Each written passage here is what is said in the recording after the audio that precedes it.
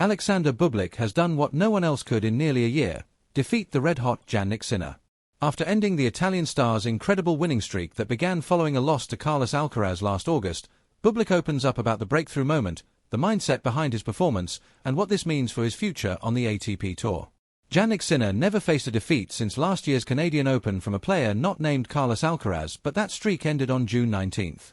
Alexander Bublik ended his campaign at the Halle Open with a 3-6, 6-3, 6-4 scoreline in the second round, securing his second victory over the Italian in their 6 meetings.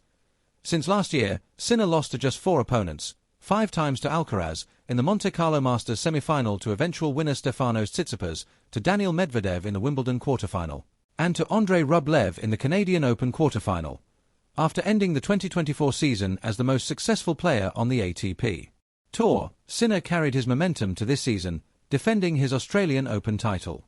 Following his 3-month doping ban, the 3-time Grand Slam champion faced back-to-back defeats from Alcaraz in the Italian Open and the French Open finals.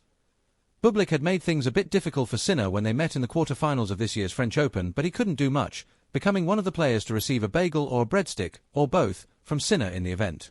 During the on-court interview in Halle, Bublik was told that he became the first player other than the 5-time Grand Slam champion to beat the world #1 since last August. "I honestly don't know. I stayed there. I know what I'm capable of. I know I can put a few returns back. It's a very fast surface. He gave me a chance. I had an amazing forehand to break him in the 3rd set. Then I just kept serving. On grass, if you lose your serve, it's quite tough maybe.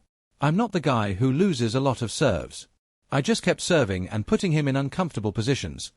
Sinner was chasing his second title on grass following his victory over Hubert Hurkacz in the Halle Open final last year.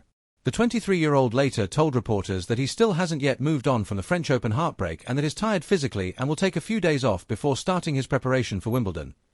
Sinner couldn't convert these points, and his arch-rival Carlos Alcaraz took home his second consecutive title in the tournament after battling for 5 hours and 29 minutes.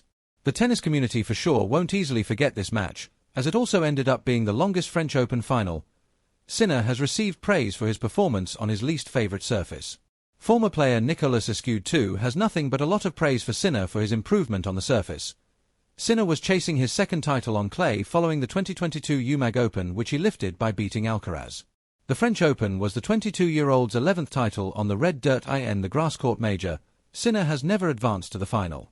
He was defeated in the semifinals in 2023 by 7-time Wimbledon champion Novak Djokovic, while last year, Medvedev ended his campaign. As Sinner and Alcaraz will be the 1st and 2nd seed at Wimbledon, respectively, they will only face each other if they reach the championship match.